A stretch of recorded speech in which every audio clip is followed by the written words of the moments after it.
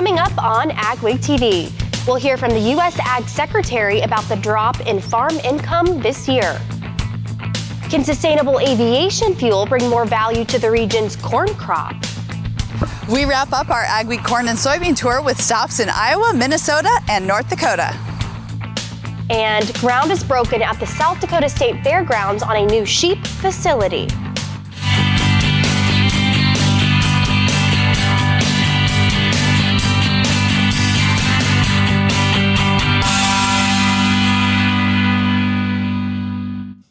Welcome to AgweekTV. I'm Emily Beal.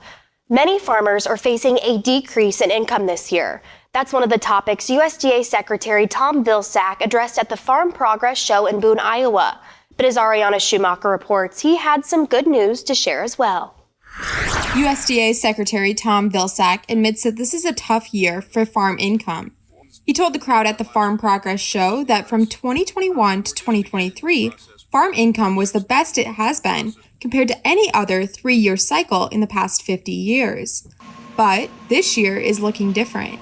This year, obviously, we're seeing much lower commodity prices, and therefore, understandably, we're seeing a reduction in farm income. In fact, it's about a 25% reduction. Vilsack said roughly 85% of the income was received, generated, and obtained by 7.5% of the 1.9 million farms in the country. That means around 150,000 farms received 85% of the income. And that's why it's so difficult. When we see farm income numbers, we have to understand that it doesn't necessarily translate to every farmer receiving that level or that level of support. But he was happy to show the progress the USDA is making. He announced several projects, including a $35 million fertilizer production expansion project across the country. These 7 projects helps to fund an expansion of our fertilizer capacity in the country, and also allows us the opportunity to develop new ways of fertilizing to reduce costs, and also a better understanding of when and where and how to fertilize. The USDA has also updated the guideline that makes recommendations to strengthen the documentation that support animal raising or environment-related claims on meat or poultry product labeling. In the new guideline, the USDA's Food Safety and Inspection Service strongly encourages the use of third-party certification to substitute animal raising and environmental claims. Because consumers obviously place value on those claims. In Boone, Iowa, this is Ariana Schumacher for AgWeek. The USDA is projecting $116 billion in net cash farm income this year. That compares to $155 billion last year. The future of biodiesels and the sustainable aviation industry were a topic of discussion at a congressional panel at Dakota Fest recently in Mitchell, South Dakota. Representative Dusty Johnson says biofuels are a huge part of South Dakota's economy. It brings billions of dollars into the state, as corn is the state's biggest crop, and biofuels are the single biggest use of that crop. And Johnson thinks there's a good opportunity to expand the sustainable aviation fuels industry through incentive programs. If you care about American energy, if you care about a farm country, if you care about making sure that we got affordable fuel, if you care about the environment, biofuels is a big win in all of those areas. However, concerns were expressed about climate smart-based incentives, such as the 45Z Clean Fuel Production Credit, a tax credit that encourages the production of clean transportation fuels with zero or low greenhouse gas emissions, including biodiesel, ethanol, natural gas, and renewable diesel. Good fences are vital to a livestock operation. Building better fences is this week's AgWeek cover story. The Sustainable Farming Association is teaching farmers to build and maintain sturdy fencing. Advisors from the group held a fencing workshop recently at a farm near Alexandria, Minnesota, where they taught fencing construction skills and material selection. Technical advisor Kent Solberg says regular maintenance is key, rather than having to react in haste if there's a problem. He says doing it right from the start is the key to long-term fence success. Like when you do a fence, let's start right, do it right, build it right, and you'll have a fence that'll last for 20, 25 years. And it'll keep happy neighbors and keep you happy, and your livestock will be where they belong. That's the most important thing. Farmer Loretta Steckelberg says she came to learn how to improve her fencing for herself, her family, and her neighbors. Well, a good fence keeps my animals in, keeps my neighbors happy because they're not, running across the road or causing accidents and things like that. I think a good fence also looks nice. You could read more in the next AgWeek magazine or at agweek.com. Coming up on AgweekTV, we check on corn maturity in central North Dakota.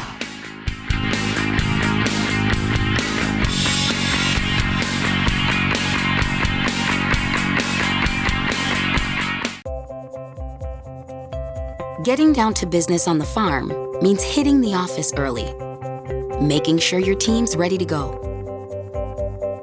getting updates from the field, and talking with your management team. At Bremer Bank, we understand the business of farming and how to protect and grow your operation so you can be sure your present and your future are in good hands. Introducing the all-new Vatterstadt Tempo K24, designed and built in the U.S. It combines capacity with superior precision, even at very high speeds. With PowerShoot technology that uses positive air pressure to take full control of the seed from the meter all the way down to the soil, using no belts, motors, or brushes. Start your journey to outstanding emergence. Pre-order your Tempo K today. When it comes to grain storage and handling solutions, one call does it all. Gateway Building Systems is one of the largest Brock bin dealers in the U.S. Our expert team is dedicated to creating a customized plan for your future success. Expanding your operation has never been easier with our range of Brock solid bins, grain dryers, conveyors, and more. As your trusted partner, we are committed to serving the needs of farmers. Take the first step toward success and call Gateway Building Systems today. Our Peterson Farm Seed Reps, real-life seed heroes, well, they've been known to go the extra mile, literally thousands of extra miles every year. And when they're not driving gravel roads, they're out walking fields and sampling soil. When time is the enemy, they're there to save what's left of the day. Are all Peterson Farm Seed Reps seed heroes? I guess that's a yes. Peterson Farm Seed, we're that kind of seed company. We always say we're a one-stop shop. North Star Ag is a full-service shoreline machinery dealership, so we have the 3 departments, sales, service, parts, fully staffed, have full inventory of all the parts and whole goods needed. We really value the service and the support that any traditional dealership would give you, but we specialize in short lines. You can give us a call at 701-361-4790 or visit our website at northstar-ag.com. Thank you to our sponsors: North Dakota Corn Council, North Dakota Corn Growers Association, North Dakota Soybean Council, Bremer Bank, Agri Valley Solutions, Prairie Ag, and Dakota Plains Realty. Our corn and soybean tour kicks off this week in west central Minnesota, where the soybean crop is finishing strong. Abundant rainfall throughout the season is helping growers in the Ashby area. Although more than 20 inches of rain disrupted planting and spraying, agronomy manager Rick Graham says the crop is looking good now. He says the biggest concern with all the rain is nitrogen loss, especially in the rolling hills. Even so, he says he's looking forward to high yields. August rain, we know, makes soybean yields, and so we're very optimistic because there's been a lot of moisture in this neck of the woods in the last 6 weeks, and so the soybean pods are filling nicely. Graham says because of all the moisture, growers in his areas are seeing aphids, sudden death syndrome, white mold, and brown stem rot. Ariana Schumacher now takes us to central Iowa, where the corn is having a great season this year. It's the next stop in our corn and soybean tour. Despite the rain causing some planting delays, the corn across Iowa is looking better than it has in the past 4 years. We have 2 different crops in some respects, right? So we have some that got planted really timely in that early to mid-April time frame, and then we had a lot of rainfall in as we got to the end of April into May, and so then we have another kind of big planting window right there at the end of May. And so we have both of those going on. However, some of the corn is showing nitrogen deficiencies. The bottom leaves are starting to fire. Even the top leaves are starting to yellow a little bit, just because of that. The lack of nitrogen as it kind of moved out of the system, or we had compromised root systems that, possibly could have, been causing a little bit of that. But that's in a small area. Recent heat is causing some dryness across Iowa. And we have been just a little bit drier the last probably 4 to 6 weeks. But again, we've had 4 dry years throughout the state, and now things are looking much better. He says that corn rootworm is a normal occurrence in corn throughout Iowa. It's just a fact of growing corn in Iowa anymore. And we do have, resistance development to some of the GMO traits with it. Tar spot is a new thing that they are starting to see in the area. It's relatively new for us. So we're learning, when does it come in and how aggressively does it come in, but then also when's the best time to be applying fungicides, as far as getting it controlled. In Boone, Iowa, this is Ariana Schumacher for AgWeek. Licht says producers will probably be harvesting high moisture corn by mid-September and field corn by the last week of September. Our tour now takes us to central North Dakota, where Jenny Schleck took a look at the corn crop. It's been a cool growing season for farmers in much of North Dakota. Now they're wondering if they'll run out of days to get their corn crop to maturity. But looking at the conditions that ended August and began September, Neil Fanta, the owner of Elite Ag Solutions, isn't too concerned anymore. Corn looks good. I mean, it looks really good. I think it looks probably a better crop than we've had in several years, but the maturity is definitely something we're worried about. But with the 10-day forecast, I'm pretty hopeful that we're going to gain some GDUs. This field is an early maturing hybrid, so Fanta doesn't see any issues, but he's keeping an eye on later varieties. Later corns, maybe we might not quite make it, maybe some test weight problems, things like that, but actually pretty impressed with the development of the crop right now. Fanta thinks there could be a need to dry a lot of corn this year given the cool conditions and late maturity, but with low grain prices, there's little incentive to rush the crop through the dryer to the elevator. This area has seen few disease or pest problems in the corn this year. Plus, plentiful rains have reduced drought stress. In fact, Fanta says higher than normal rain means there may be some drowned out spots. But even with some potential drowned out spots, he still expects a big harvest whenever it happens. But what's there is tremendous. I think it's probably going to be a record, corn crop for what's there. Near Steele, North Dakota, this is Jenny Schlecht for AgWeek. That wraps up this year's AgWeek Corn and Soybean Tour. Ahead on AgweekTV, farm equipment is getting bigger, so an RDO service center is supersizing.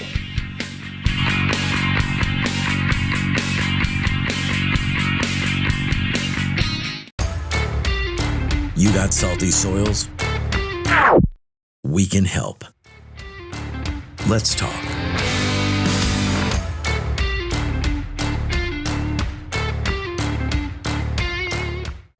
Add more bushels to your hopper and money to your pocket by harnessing the power of air with Crary wind systems. Whether your beans are chest high or barely off the ground, Crary offers 2 solutions that add a constant stream of high-velocity air to quickly feed crop back to the auger, eliminating bunching, reducing shatter loss, and increasing your ground speed. Don't let crop conditions dictate your yield. Check out the Crary Air Reel or Crary Wind System today. There's no easy button, no guarantees, or promises of a good year. This is farming. It's unpredictable and demanding, with long days and sometimes stressful nights. It's weathering the storms and coming out successful. Farming isn't for everyone. We thank those who make it their life, because it is for everyone. My name is Carson, and I'm a 4th generation corn farmer. The corn that's grown in North Dakota, you could probably trace all over the world. Back growing up, it was always hauled to the local elevator, and now we haul directly to an ethanol plant who processes that corn into a clean burning fuel. The North Dakota ethanol industry uses over 150 million bushels of corn and returns $640 million to the state economy. Integrity, excellence, teamwork. At Titan Machinery, we take care of our team. Whether you are an experienced technician or looking to start your career, Titan has a spot for you. Earn a competitive pay with the potential to make in excess of 6 figures. service techs. Come grow with a company that invests in you. Titan Machinery offers company HSA and 401k contributions, free single healthcare, and a generous tool allowance. Plus, we'll provide all of your uniform and safety gear. Apply today at titanmachinery.com/careers. You got salty soils? We can help. Let's talk.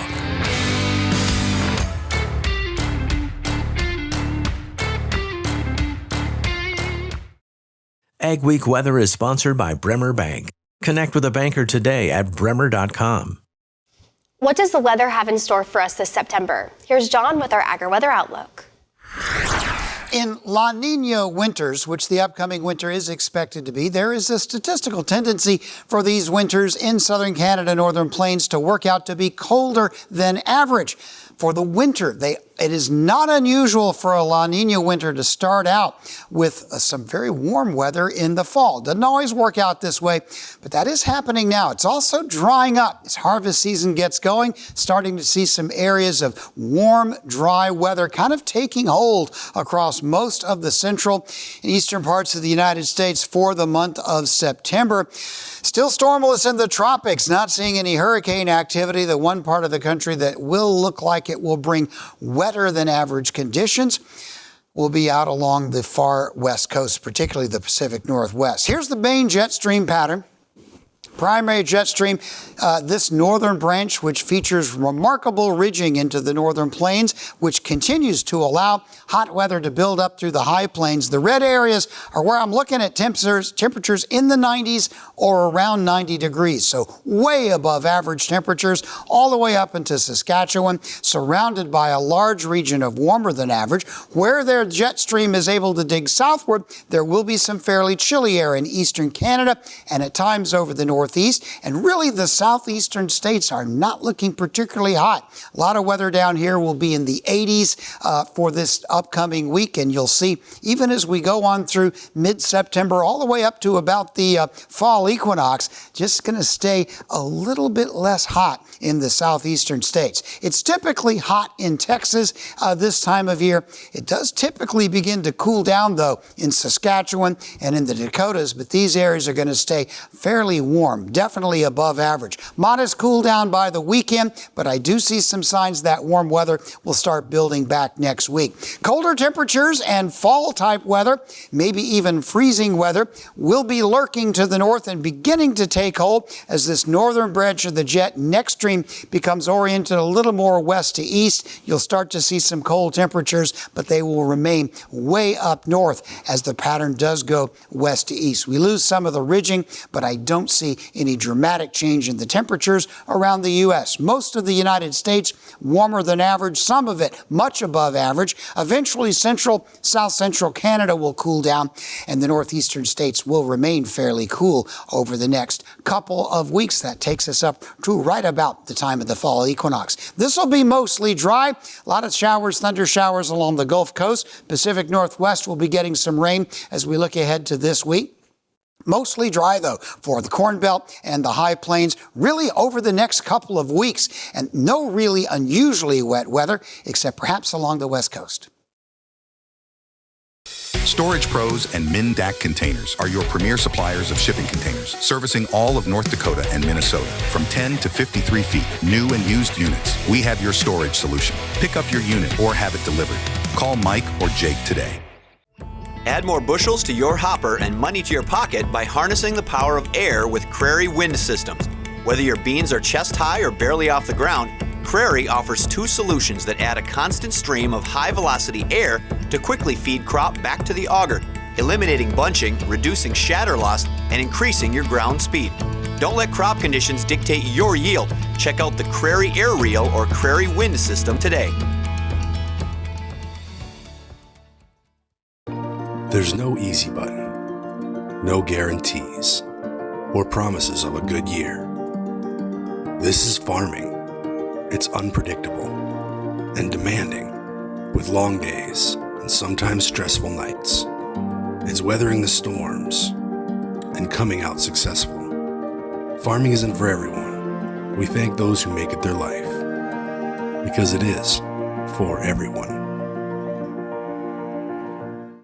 The National Agricultural Genotyping Center is conducting a statewide sampling survey for herbicide resistance in Palmer amaranth, water hemp, and kochia. The goal of this survey is to determine where and what herbicide-resistant traits are found in North Dakota. Collection kits consist of 4 envelopes, 3 envelopes for Palmer amaranth and water hemp from pigweed, and 1 envelope for a suspected herbicide-resistant kochia plant. For more information about the survey and where to pick up your collection kit, please contact your local North Dakota County Extension agent.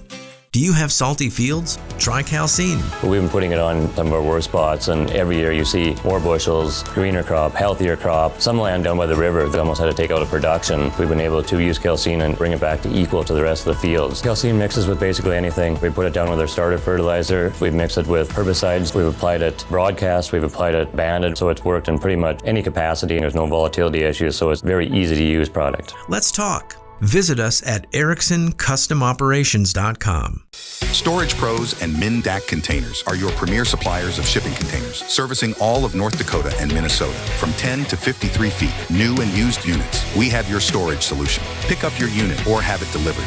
Call Mike or Jake today.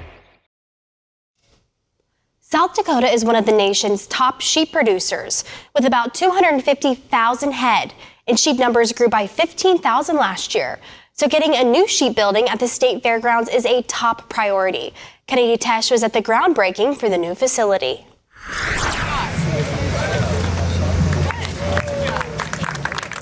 It's an investment in the state fair, but also the ag industry. South Dakota State Fair Manager Peggy Besh is talking about the new open-class sheep facility being built on the fairgrounds in Huron. A groundbreaking ceremony was held during the fair. There had been plans to replace the fair's old sheep barn, but when the beef complex burned down 4 years ago, it put the sheep building on the back burner. Besh says this $8 million facility will be a great addition. It's a 40,000 square foot facility. It'll be able to house 1,000 head of sheep. It will have an educational classroom that we can share with folks about wool and sheep production and talk about our world-class sheep producers. Roger Regier has been raising sheep for 70 of his 80 years, and he's shown them at the fair since the 1960s. He says the old building had outlived its usefulness. He helped design this new building and is proud of what it will bring to the industry and the fair. It's bigger, it's all together, and the mezzanine on top of the office I think will be great. You can go up there and relax away from the, but yet see everything that's happening. It's going to be nice. It's going to be a very nice building. In Huron, South Dakota, this is Kennedy Tesh for AgWeek. The shed will be open in time for the 2025 South Dakota State Fair. An ag service center gets supersized to fit today's massive equipment. The RDO Equipment Company in Fergus Falls, Minnesota has been working on this expansion for about 3 years and unveiled it at a grand reopening recently. The new space has 30,000 square feet with bigger doors. Store manager Casey Lindstrom says the bigger space will make working on equipment so much easier, both for her staff and for people who want to use the space to work on their own machines. Prior to the expansion, we had machines that literally didn't fit in our shop. We had to deflate tires, or we had to fold in all of the wings and take off duals on some of our machines. And now we're able to pull a machine right in and be able to fully work on it and have space to do so instead of always playing a game of Tetris when we were trying to put machines in the shop. The Fergus Falls location is one of more than 80 RDO equipment locations across the U.S. Still ahead on AgweekTV, an ag company takes time out of the busy harvest season to answer an urgent call for blood.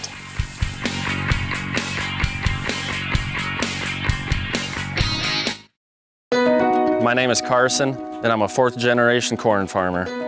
The corn that's grown in North Dakota, you could probably trace all over the world. Back growing up, it was always hauled to the local elevator, and now we haul directly to an ethanol plant who processes that corn into a clean-burning fuel. The North Dakota ethanol industry uses over 150 million bushels of corn and returns $640 million to the state economy. Integrity, excellence, teamwork. At Titan Machinery, we take care of our team. Whether you are an experienced technician or looking to start your career, Titan has a spot for you. Earn a competitive pay with the potential to make in excess of 6 figures. Service techs, come grow with a company that invests in you. Titan Machinery offers company HSA and 401k contributions, free single healthcare, and a generous tool allowance. Plus, we'll provide all of your uniform and safety gear. Apply today at titanmachinery.com/careers. When it comes to grain storage and handling solutions, one call does it all. Gateway Building Systems is one of the largest Brock bin dealers in the U.S. Our expert team is dedicated to creating a customized plan for your future success. Expanding your operation has never been easier with our range of Brock solid bins, grain dryers, conveyors, and more. As your trusted partner, we are committed to serving the needs of farmers. Take the first step toward success and call Gateway Building Systems today. Our Peterson Farm Seed Reps real-life seed heroes? Well, they've been known to go the extra mile, literally thousands of extra miles every year. And when they're not driving gravel roads, they're out walking fields and sampling soil. When time is the enemy, they're there to save what's left of the day. Are all Peterson Farm Seed Reps seed heroes? I guess that's a yes. Peterson Farm Seed, we're that kind of seed company. Introducing the all-new Vatterstadt Tempo K24, designed and built in the U.S. It combines capacity with superior precision, even at very high speeds. With PowerShoot technology that uses positive air pressure to take full control of the seed from the meter all the way down to the soil, using no belts, motors, or brushes. Start your journey to outstanding emergence. Pre-order your Tempo K today. There's a serious blood shortage right now, so a North Dakota ag business took time out of the busy harvest season to help. Peterson Farm Seed of Harwood usually hosts 3 blood drives a year for staff and the public, but they're always held in the off-season, after harvest or early spring. But recently, Vitalant Blood Services asked them to host an emergency blood drive at their building, and Peterson employees turned out to help. It's important to Peterson Farm Seed to be able to help where we see the need in the community. And so, I know that Vitalant is searching, like the need for blood is high. So, I would encourage anybody to donate that's able, or any businesses that are able to host a drive like this to allow them to come in and set up. A Vitalant spokesperson says summer is a tough time for blood supplies, with people on vacation and more accidents. Blood donations like this last week helped lift them from critical blood shortage, although there is still an urgent need for blood. If your business is interested in holding a blood drive, go to Vitalant.org. Stories you'll only see on AgWeek.com and an AgWeek magazine this week. Cannonbell's Grim Reaper Cheddar has taken some big recent awards lately, including a win at the Minnesota State Fair. And the Summit Pipeline has taken a step forward in Iowa, but construction has to wait on other states' decisions.